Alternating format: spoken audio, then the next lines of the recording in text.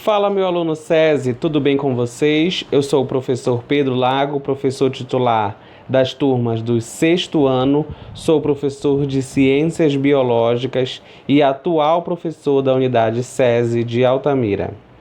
Na aula de hoje, nós vamos estudar sobre alguns conceitos básicos referentes ao capítulo 1, o planeta por dentro e por fora. Durante o nosso estudo dirigido, você não pode esquecer de alguns conceitos básicos. Quais conceitos são esses? Você não pode esquecer de quais são as camadas da Terra. Você não pode esquecer da conceituação do que são placas tectônicas e suas consequências dentro do planeta Terra. Você não pode esquecer do que acontece quando ocorre terremotos, que também podem ser conhecidos como abalos sísmicos. Uma outra coisa que você não pode esquecer do fenômeno das tsunamis ou maremotos. Outro conceito básico que você não pode esquecer do que é deriva continental. E o nosso próximo conceito é justamente o que é uma zona de tensão, justamente quando nós estivermos falando ali da aproximação entre duas placas tectônicas. E o próximo conceito que você não pode esquecer é sobre os vulcões, como que acontece a formação dos vulcões e, principalmente, quais são os seus acontecimentos ou quais são as suas consequências dentro de um ecossistema. Tranquilo, galerinha? Vamos lá. Primeira divisão que você não pode esquecer, olha aí no nosso slide. O planeta Terra, ele foi desencaixado, ludicamente falando, e ele é dividido em 3 partes. Crosta, que é esta região aqui, manto e o núcleo, que também pode ser dividido entre núcleo externo e núcleo interno, tranquilo? Então, voltando à nossa revisão, o planeta Terra, ali da parte geofísica, é dividido entre crosta, manto e núcleo. O núcleo ele também pode ser subdividido entre núcleo externo e núcleo interno. Tranquilo, meus amores? Lembrando que aqui na crosta terrestre, nessa parte onde você visualiza solo, água e outros elementos, você vai ter o aparecimento da vida. Os ecossistemas estarão integrados ao solo, propriamente dito. Então, sobre o solo estarão animais, vegetais e todos os outros elementos de um ecossistema. Dentro dos oceanos estarão os animais de vida aquática. Quando eu digo animais, eu ainda posso fazer uma referência também à parte da flora, que são os vegetais que fazem parte, né, do ambiente aquático.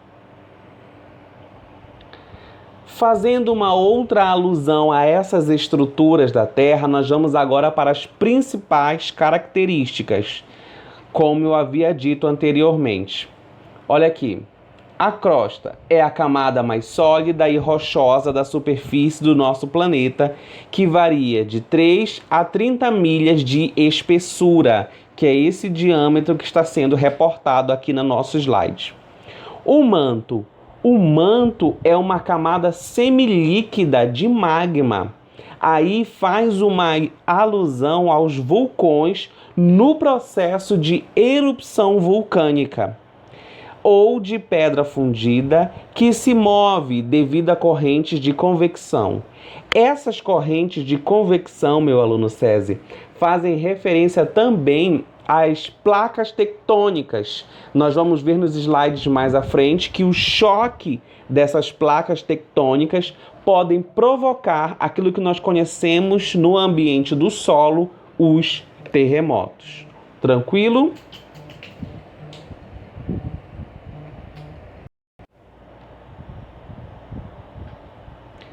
E vamos dar continuidade. Já quando nós estivermos falando do núcleo, lembra que em algumas literaturas ele pode ser dividido entre o núcleo interno e o núcleo externo. O núcleo externo, ele também é formado por parte líquida e sua composição é muito semelhante ao núcleo interno.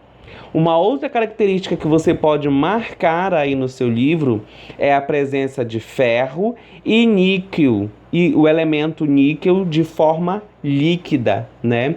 Que são elementos químicos muito importantes dentro desse processo natural.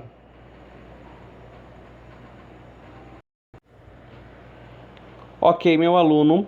Então, esses elementos químicos, o ferro, o níquel, eles fazem parte da composição.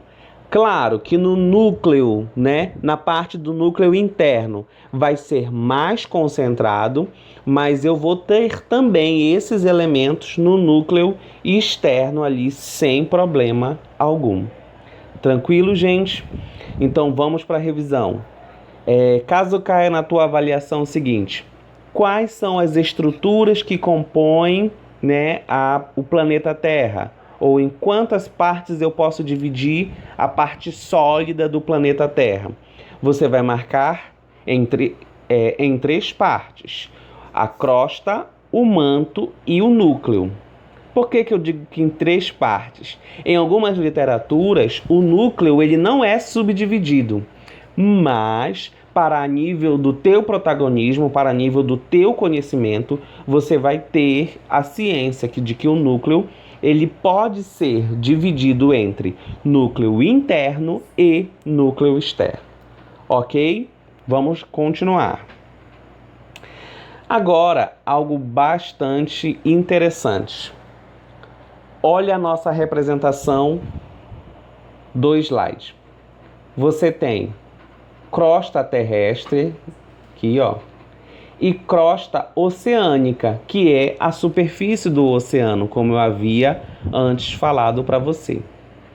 Descendo você tem o manto e descendo você tem o núcleo. Lembra lá?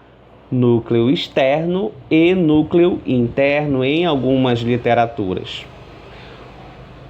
Ah, professor, e essa descontinuidade de Hept, de Gutenberg e de Lohan? Essas descontinuidades é um termo utilizado lá pela geologia para designar camadas de transição. Ou seja, eu posso dizer que a descontinuidade de Gutenberg ela é uma transição entre o manto inferior e o núcleo externo, como mostra a nossa imagem. Epa, professor, o que foi que aconteceu aí?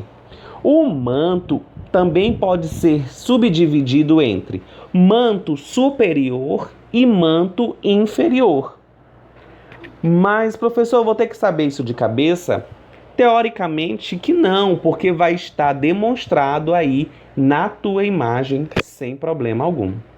Agora, caso aconteça ou apareça o termo descontinuidade, você vai ter que lembrar que é essa zona de transição entre, tipo uma camada de transição entre, como eu mostrei na imagem, o manto inferior e o núcleo externo.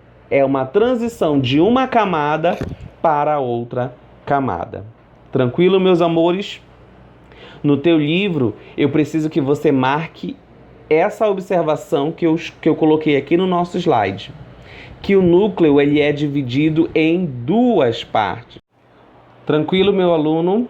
Então agora você já sabe que quando nós falarmos em divisão da crosta, ou seja, da parte sólida do planeta Terra, ele vai ser dividido em três partes: rocha matriz, fragmento de rocha e o solo. Esse solo rico em adubo, rico em nutrientes. É um solo fértil, é um solo onde eu consigo encontrar vida.